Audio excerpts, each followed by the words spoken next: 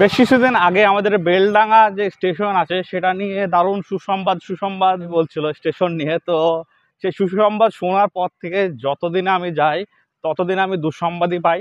তো কি সেই দুঃসংবাদ আজকে এই ভিডিওতে দেখাবো আমাদেরকে। তো সেই সুসংবাদটি হলো 3 নম্বর প্ল্যাটফর্মে টিকিট কাউন্টার ওপেন হয়েছে। তো সেটা আমি যখনই দেখতে যাই তখনই কি দেখতে পাই সেটা তোমাদেরকে একবার দেখাই। এটা হচ্ছে আমাদের বেলডাঙ্গা 3 নম্বর প্ল্যাটফর্মের টিকিট কাউন্টার। আর যেদিন ওপেন হয়েছে তার পরের দিন থেকেই মনে হয় না এখান থেকে কেউ টিকিট পেয়েছে। যখনই আসি তখনই বন্ধ পাই, এরকম তালা লাগানো দেখতে পাচ্ছ এখানে। তো এটা আমাদের সুসংবাদ ছিল, আর এটা কবে যে দুঃসংবাদ হয়ে গিয়েছে সেটা আমি নিজেও জানি না। আর কিছু কিছু বেলডাঙ্গা স্টেশনের কিছু কিছু জিনিস তোমাদের সঙ্গে শেয়ার করি।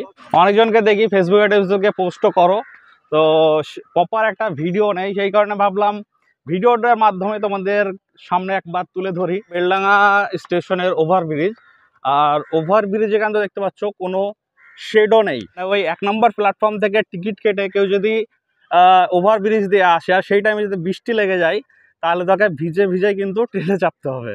আর এই বেলডাঙ্গা রেল স্টেশনে মোটামুটি কয়েক হাজার লোক ডেলি যাতায়াত করে। আমি যেদিন থেকে বেলডাঙ্গাতে এসেছি সেই দিন থেকে কিন্তু এরকমই দেখছি, কোনো ছাউনি এখানে নেই। আর 3 নম্বর যে পয়েন্টটা সেটাও তোমাদেরকে একবার দেখাই। গরমের সময় তো এই গাছগুলি ছায়া তো দিয়ে কিছু জনকে বাঁচিয়ে নেয়, কিন্তু এই যে বর্ষাকাল চলছে যখন ট্রেন এসে এইগুলোতে দাঁড়ায় তখন এখানে কিন্তু কোনো শেডও নেই। মানে তুমি যদি ট্রেন থেকে নেমে দেখো যে বৃষ্টি হচ্ছে, কিচ্ছু করার নেই, তোমাকে ভিজতে বাড়ি যেতে হবে। 1 নম্বর প্ল্যাটফর্মে এইটুকুন একটা শেড করেছে, বাট এই সাইডটাতে পুরোটাই কিন্তু ফাঁকা। আর 3 নম্বর আর 2 নম্বর প্ল্যাটফর্মটা দেখতে পাচ্ছ এখানে তো পুরোটাই ফাঁকা, কোনো শেডিং নেই। কিছুদিন আগে আমার কিছু বন্ধু গিয়েছিল বহরমপুরে, তো বেলডাঙ্গা স্টেশনে নেমে এমনভাবে ভিজে গিয়েছে, তারাই আমাকে ফোর্স করলো, বললো ভাই একবার ভিডিওটা বানিয়ে দেয় যদি কাজ হয়। এই 3টে জিনিস মোটামুটি একটা মানে ইম্পর্টেন্ট, খুবই দরকারি জিনিস ছিল।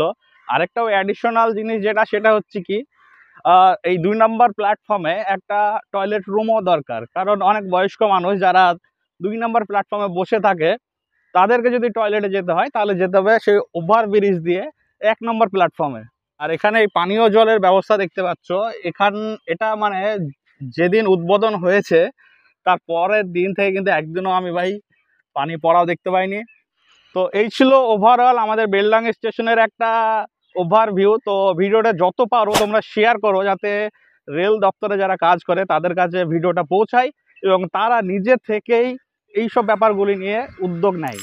আমাদের বেলডাঙ্গা স্টেশন আগের থেকে উন্নত হয়নি সেটাও কিন্তু বলা যাবে না, কিছু কিছু জিনিস উন্নত হয়েছে। যেমন এখানকার দেখতে পাচ্ছ ডিজিটাল যে ঘড়ি, এগুলি কিন্তু আগে ছিল না, এটা নতুন হয়েছে। তারপরে হচ্ছে কি আমাদের 1 নম্বর প্ল্যাটফর্মে মেশিনের দ্বারা টিকিট কাটা হয় এখন। তারপরে দেখতে পাচ্ছ 2 নম্বর যে প্ল্যাটফর্মে এখানে একটা স্টল বসেছে। 1 নম্বর প্ল্যাটফর্মে এরকম 2-3টি স্টল নতুন বসেছে। তবে এগুলি থেকে আমাদের যে বিষয়গুলি বেশি দরকারি সেই দরকার জিনিসগুলোই আমি কিন্তু তোমাদের সামনে তুলে ধরলাম। আর সরকারের কাছেও আমাদের আবেদন যে এগুলির ওপরে একটু নজর রাখা হোক, এটা আমাদের রিকোয়েস্ট। তো এই ছিল ওভারঅল আজকের একটা ছোট্ট ব্লগ বলতে পারো। ভিডিওটি ভালো লেগে থাকলে অবশ্যই আমাদের এই চ্যানেলটি সাবস্ক্রাইব করে দিও, আর যদি ফেসবুক থেকে দেখে থাকো অবশ্যই পেজটি ফলো করে দিও। তো আজকের মতো এইটুকু, টাটা।